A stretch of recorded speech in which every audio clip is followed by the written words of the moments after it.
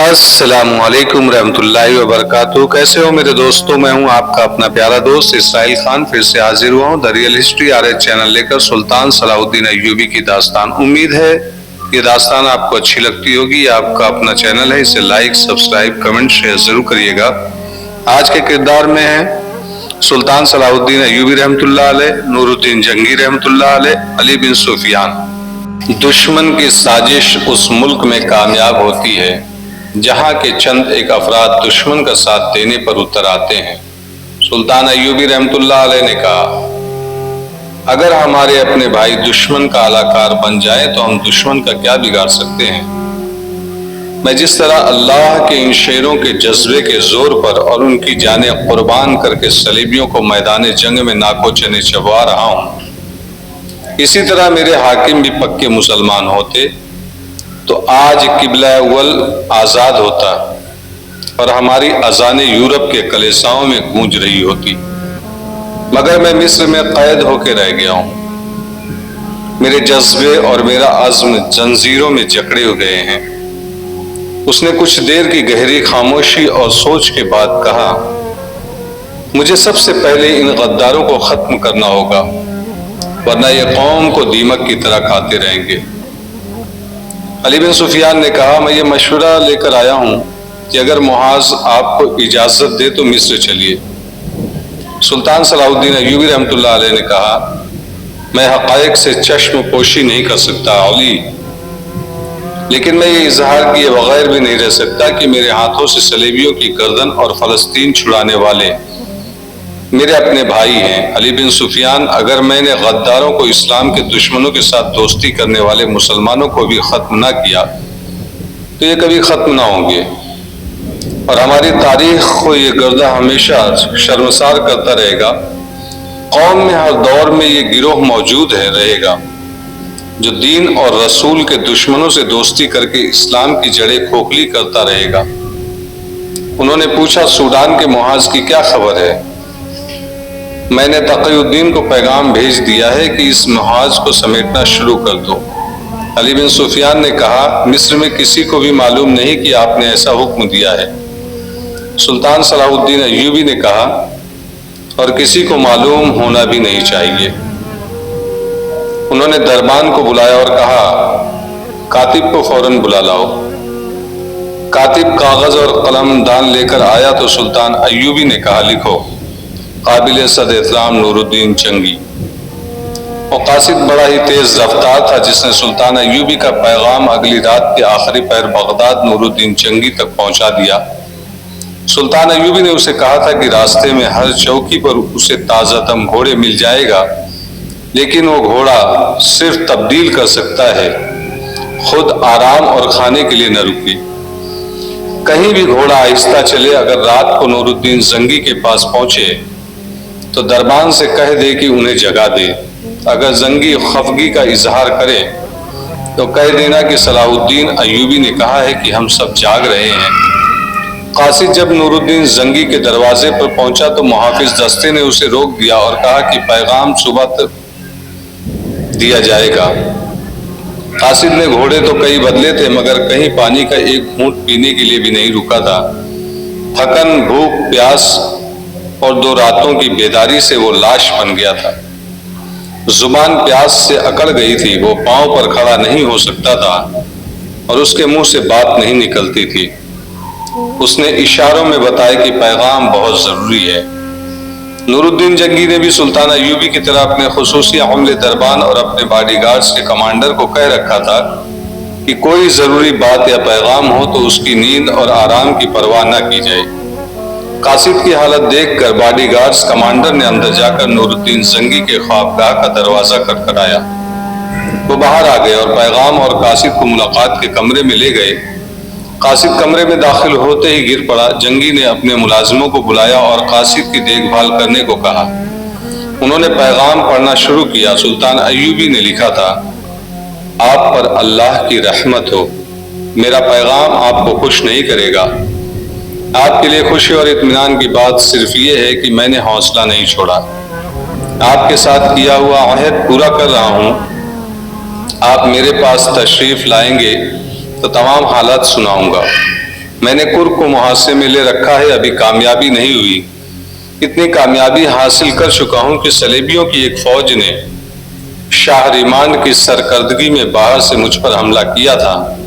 میں نے محفوظ سے اسے گھیرے میں لے لیا ہے۔ اب تک اس کی آدھی فوج ختم کر چکا ہوں۔ بھوکے صلیبی اپنے ان گھوڑوں اور اونٹوں کو کھا رہے ہیں جو انہیں اتنی دور سے یہاں لائے تھے۔ میں اس کوشش میں ہوں کہ ریمان کو زندہ پکڑ لوں، مگر کرک کا محاصرہ لمبا ہوتا جا رہا ہے۔ صلیبیوں کا دماغ اور طریقہ جنگ پہلے سے بہت بہتر ہے۔ میں محاصرے کو کامیاب کرنے کے طریقے سوچ رہا تھا اور مجھے امید تھی کہ میرے جانباز مجاہد قلعہ توڑ لیں گے۔ وہ جس جذبے سے توڑ رہے تھے وہ آپ کو حیران کر دیں گے۔ مگر سوڈان میں میرا بھائی تقی الدین ناکام ہو گیا ہے۔ اس کی غلطی کی اس نے اجنبی صحرا میں جا کر فوج کو پھیلا دیا ہے۔ وہ مدد مانگ رہا ہے، میں نے اسے محاذ سمیٹنے اور واپس آنے کو کہہ دیا ہے۔ مصر سے آئی ہوئی خبریں اچھی نہیں۔ غداروں اور ایمان فروشوں نے دشمن کا اعلیٰ بن کر مصر میں بغاوت اور صلیبی الغار کے لیے راستہ صاف کر دیا ہے۔ علی بن سفیان کو تو آپ اچھی طرح جانتے ہیں، وہ خود میرے پاس آیا ہے۔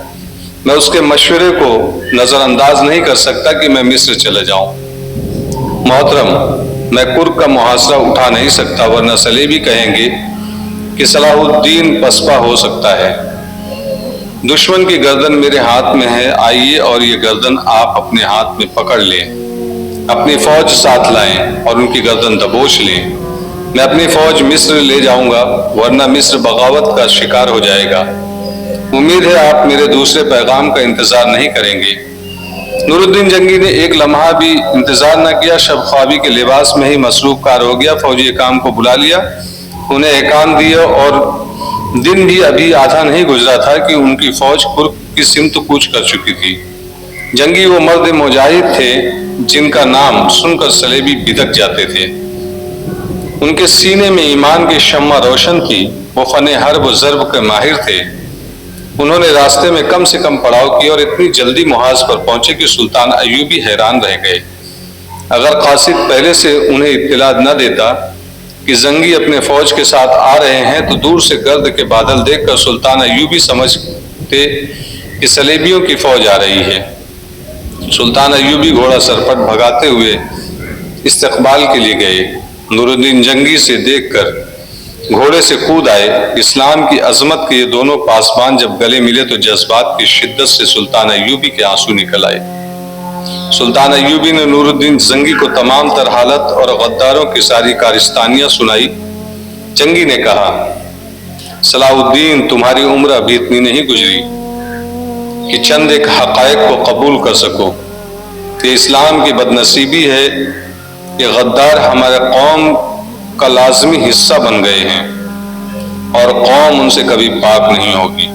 مجھے صاف نظر آ رہا ہے کہ ایک وقت آئے گا جب غدار قوم پر باقاعدہ حکومت کریں گے، دشمن کے خلاف باتیں کریں گے، بلند دعوے کریں گے، دشمن کو کچل دینے کے نعرے لگائیں گے، مگر قوم جان نہیں سکے گی کہ ان کے حکمران دراصل اس کے اور اس کے دین کے دشمن کے ساتھ درپردہ دوستی کر چکے ہیں۔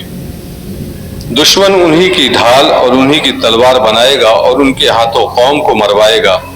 پریشان نہ ہو صلاح الدین، ہم حالت پر قابو پا لیں گے۔ تم مصر پہنچو اور تقی الدین کو مدد دے کر سوڈان سے نکالو۔ دائیں بائیں حملے کر کے دشمن کو الجھائے رکھو تاکہ تقی الدین کا کوئی دستہ کہیں گھیرے میں نہ آ جائے۔ مصر میں فوجیوں کو یکجا کرو اور مصر میں جو فوج ہے اسے میرے پاس بھیج دو، میں اس کے دماغ سے بغاوت کا کیڑا نکال دوں گا۔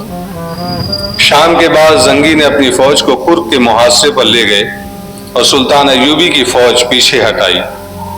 انہیں فوراً قاہرہ کے لیے کوچ کا حکم دے دیا گیا۔ کچھ غلطی وہاں ہو گئی۔ جہاں سلطان ایوبی نے ریمانڈ کی فوج کو گھیرے میں لے رکھا تھا، زنگی نے جب دیکھا وہاں اپنے دستے اس ہدایت کے ساتھ بھیجے کہ سلطان ایوبی کی فوج کی بدلی کرنی ہے تو احکام اور ہدایت پر کسی غلط فہمی کی بنا پر عمل نہ ہو سکا۔ ریمانڈ نے اتفاق سے اس سمت حملہ کیا جہاں اسے توقع تھی کہ مسلمانوں کا دستہ کمزور ہے۔ اس نے وہاں کسی کو بھی حملہ روکنے کے لیے تیار نہ پایا۔ उस तरफ से निकल गया और कुछ फौज भी निकल गई। सलेबियों की बची कुची फौज फंसी रह गई, जिसे अगले रोज पता चला कि उनका हुक्मरान कमांडर भाग गया है। तो उसने भी अंधाधुंध भागने की कोशिश की। सलेबी अपनी जानें बचाने के लिए लड़ रहे थे। कुछ मारे गए और बाज पकड़े गए। नुकसान ये हुआ कि रिमांड निकल गया। फायदा ये हुआ कि घेरा कामयाब रहा और नूरुद्दीन जंगी की फौज का यह हिस्सा कुर्क के मुहासरे को कामयाब करने के लिए फारिग हो गया। सुल्तान सलाहुद्दीन अय्यूबी जब काहिरा को रवाना होने लगे तो हसरत भरी नजरों से कुर्क को देखा। उन्होंने जंगी से कहा, तारीख ये तो नहीं कहेगी कि सलाहुद्दीन अय्यूबी पसपा हो गया था, मैंने मुहासरा उठाया तो नहीं। नूरुद्दीन जंगी ने कहा, नहीं सलाहुद्दीन, तुमने शिकस्त नहीं खाई, तुम जज्बाती हो गए हो, जंग जज्बात से नहीं लड़ी जाती।